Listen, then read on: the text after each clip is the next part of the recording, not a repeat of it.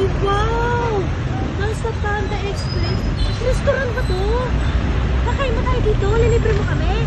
Ay, hindi. Buka ka ng una ng tulog. Matutulog tayo. Ha? Hindi nanay, di ba inaantok? Matutulog tayo dito. Matutulog tayo. Lagi naman nagtatanong lang.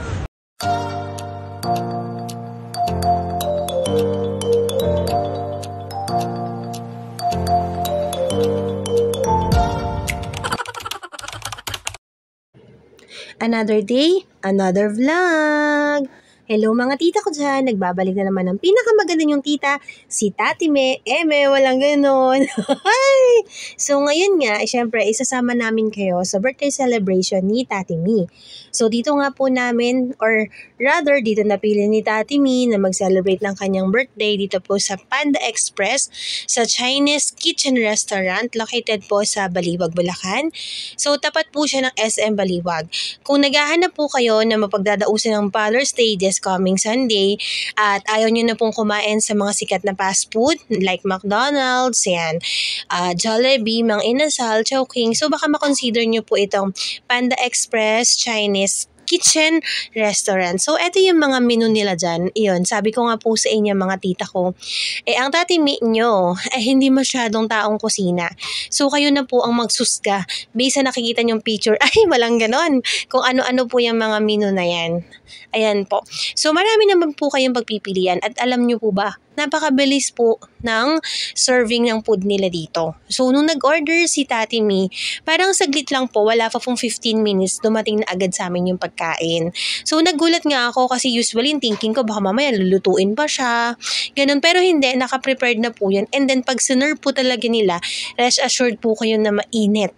So, eto po yung mga menu nila, and din po yung mga price list. Meron naman din po sila mga a la carte. Meron din po kayong entry choices. Meron din po kayong side choices. And then, meron din po yung soup. Sa mahilig po dyan magsabaw. So, nag-order din po kami ng soup. Yun nga po yung egg drop soup. Sobrang sarap po talaga niya. At kayo naman po dito or natapat lang po kami ngayon na hindi pa weekend, hindi Saturday, Sunday. So, wala po siyang masyadong tao. Pero, habang kumakain kami, halos marami na pong mga customer din na pumasok. So, pagka-order lang po ni Tati Me, saglit na saglit lang po talaga, sinerve na po yung pagkain. Tapos marami naman din po kayo mapagpipilian dyan ng mga drinks. Nasa inyo na po yun kung gusto nyo pong i-customize yung mga drinks nila. Gaya nga po nang sabi ko sa inyo kanina, marami po dyan mga choices. So, yun lang po, isasama namin kayo sa birthday celebration ni Tati Me. And actually, sabi ko nga sa inyo, this is my first time sa Panda Express. Alam nyo naman mga tita ko dyan, diba? So, kapag first time, lagi ko kayong sinasama, binavlog ko yun. Kasi, syempre, masaya ako, gusto ko, masama ko kayo sa kasiyahan ko. Alam nyo po ba, meron po ba kayong realization na sabi nila kapag kumakain sa magagandang restaurant, lumalabas, maraming pera. Naku, hindi po ganun yun. Minsan lang po talaga sadyang nag-iipon lang tayo para makapunta tayo or magawa natin yung mga bagay na gusto po natin.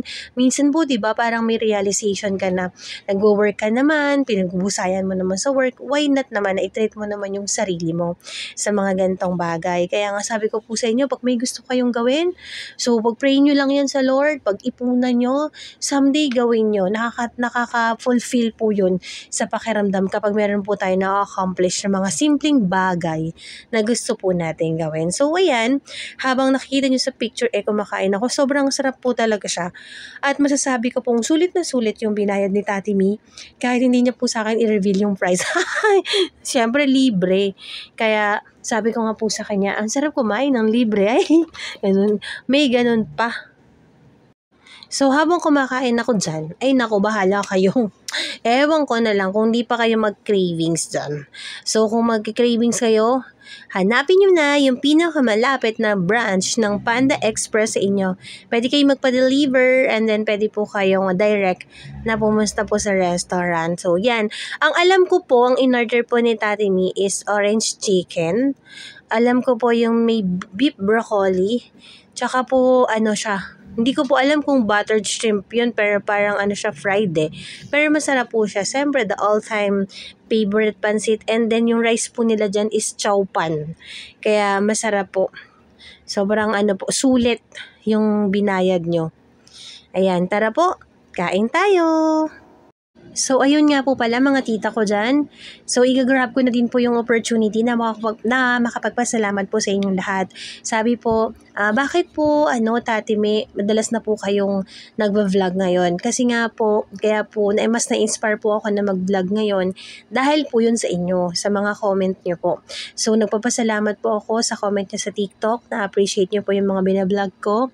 And then, sabi nyo po sa akin, kapag nagko-comment po kayo, totoo naman, talagang nakakapag-boost po kayo ng energy para po sa akin. So, sa lahat po ng mga nagko-comment na minsan sometimes may pabiro, sometimes naman na-appreciate yung mga word of wisdom ni Tate May. Ay, naku po, maraming salamat. Sabi ko nga po sa inyo, kung ako po ay dumadaan sa FYP nyo, sa YT channel nyo, at the same time kapag pinapanood nyo po ako, na-inspire po kayo. Naku, sama-sama po tayong ma-inspire.